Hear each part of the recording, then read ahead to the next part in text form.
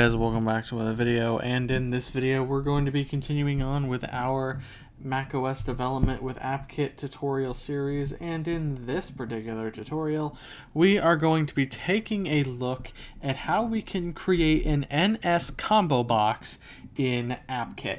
Now, what is an NSComboBox?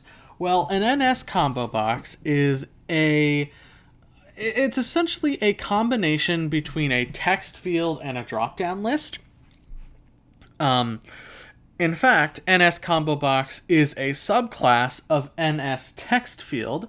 If you want proof of that, you can read the documentation for it. So if we go into Safari, let's see, we want...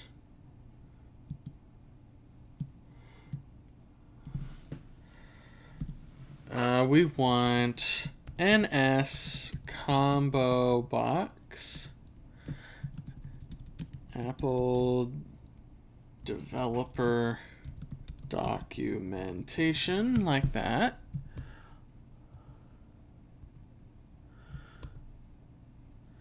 And let's see. All right, so here we go. In the Apple developer documentation, we can go down to the bottom of the page. No, we don't want that. It's all the way down here at the bottom. Inherits from. You can see NSTextField down there. And that is that's kind of the main thing that it inherits from, because it inherits from NSTextField. It also inherits from NSView, because NSTextField inherits from NSView and all that stuff, right? So, with that being said, you'll recognize the way it looks, because if you have ever gone and selected Cocoa Touch class when creating a new file, in fact, let's go ahead and simulate that. So I don't want to open that. I want to go, let's see. Okay. We want to go to a new file, and we select Cocoa class or Cocoa Touch class or whatever, depending on your project platform. Beneath where we have the name of the file, we have a field labeled subclass of. Now, this field is an NSComboBox, because we can type in it, but we can also summon a drop-down menu to select a class from a given list. Right. So we've seen combo boxes before, as we're using macOS in our day-to-day. However, NSComboBox hasn't been around since the very beginning. NSComboBox is only available and has been around since macOS 10.6, which was Snow Leopard. So it's been around since the late 2000s. But like I said, it wasn't in macOS 10 from the very, very beginning. It's still an older control, but it's newer than, say, NSButton or NSTextField. All right. So how exactly then do we create an NSComboBox? Well, inside of Xcode, you can see that I have an array of strings. All right. So if VoiceOver will cooperate with me. All right, so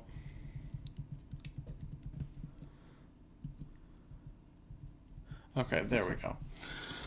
Inside of our view controller class, I have an array called heroes. It's an array of strings where it's just a bunch of heroes from Star Wars. That's all it is, and we're going to populate our combo box with these strings. So inside of viewDidLoad, I have a call to a configure method that we haven't created yet. So let's go ahead and create that method. Private func configure, like that. And inside of here, we're going to configure an NSComboBox. But before we actually configure it, we need to create this object. Above viewDidLoad, go ahead and say var. I'll call it ComboBox. We'll set it equal to NSComboBox.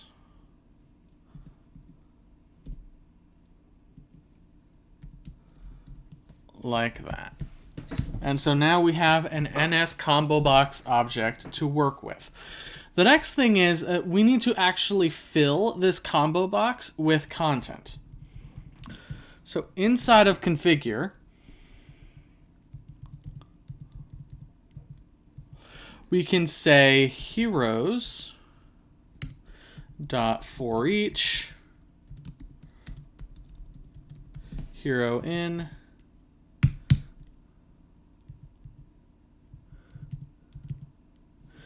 and inside of here we can say combo box dot add item, and we'll pass it hero. Now, this takes in a type of any, so it can be any object. We're just using strings for simplicity.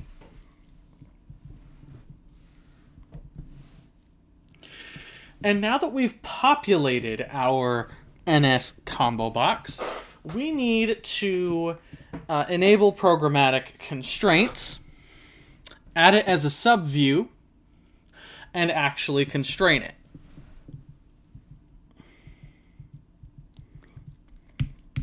So we'll say combo box translates auto resizing mask into constraints equals false.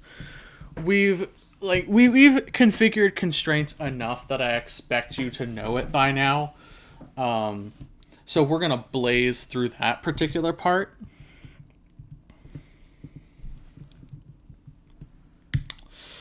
Then we're going to say view, add subview, combo box,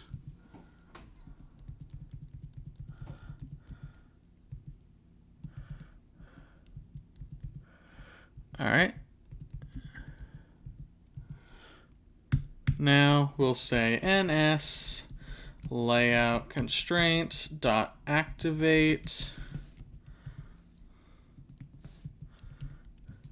and we'll say combo box dot width anchor dot constraint is equal to constant of, let's say, 450 points. Combo box dot center x anchor dot constraint is equal to the view center x anchor, and then combo box dot center y anchor dot constraint is equal to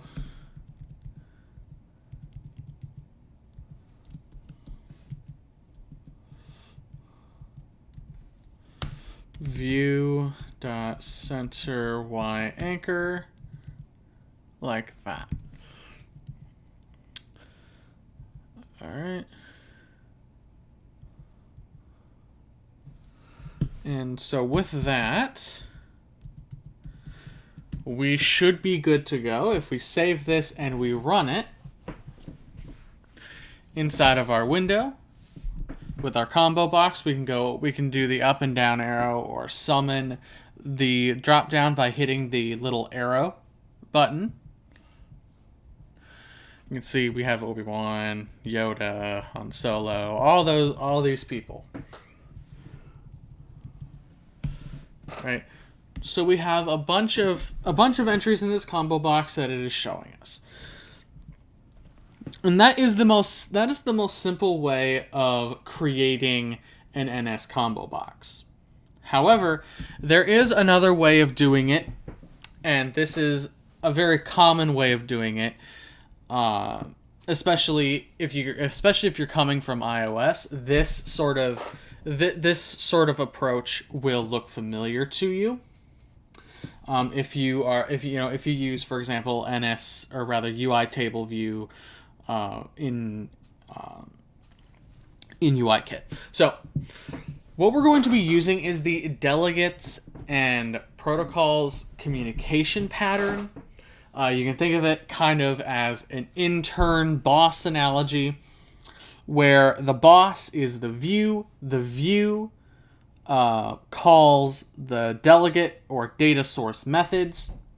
It doesn't care how the task is done, just that the delegate or data source, aka the intern, does the work. That's all it cares about, that it does the work. It doesn't care how it's done, just that the work gets done. All right, so there are two ways that we can create this data source class. First, we can use our view controller as the data source, in which case we will have to add a protocol conformance to our class signature or class definition, or we could use a different class entirely and do it that way. We are going to opt for using a separate class. That way things are a little bit cleaner. So go ahead and create a new file. We're going to say Swift file. And in here, I'm going to call it ComboBox data source.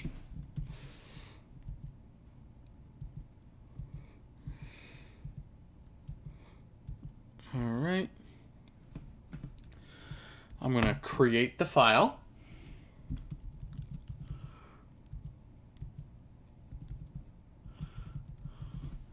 All right, I'm going to close out of that.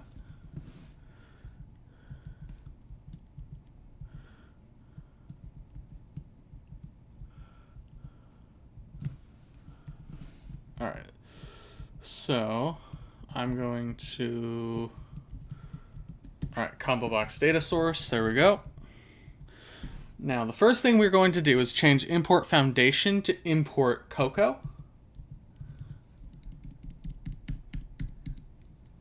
So we'll say import Cocoa, like that.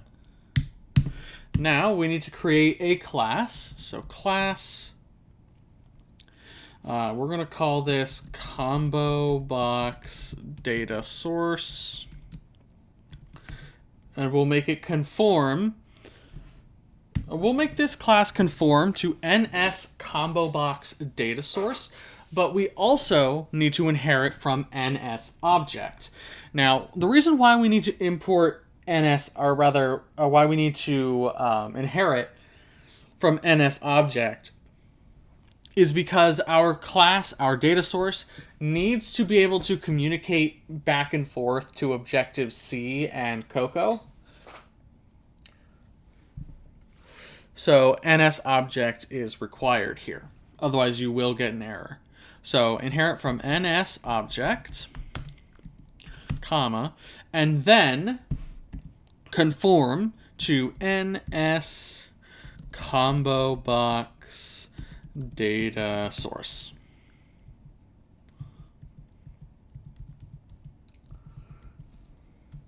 And open it up. There we go. Now we're going to say var data. This is going to be a string array. We'll have an initializer where we're going to give it data as a string array like that. Self data equals data, just like that. A pretty simple initializer.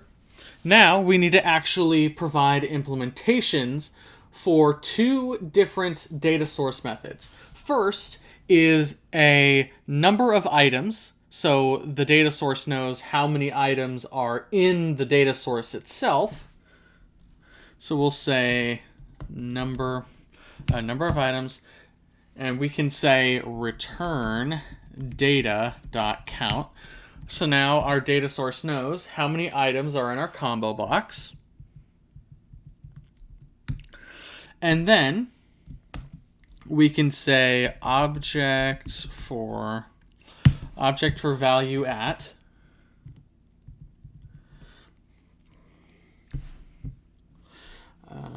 and what this method is going to do, object value for item at, what this is going to do is it's going to return what we want to show as an item in our combo box.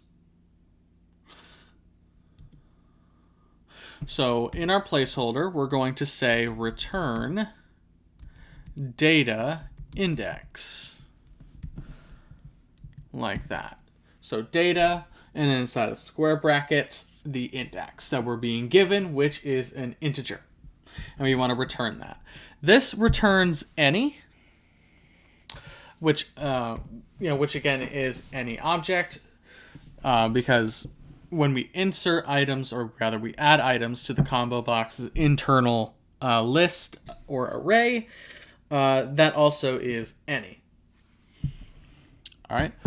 So now that we have that, let's go back to our view controller.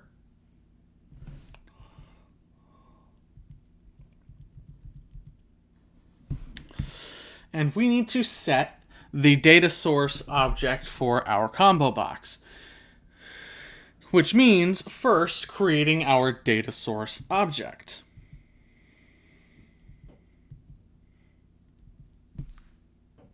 All right.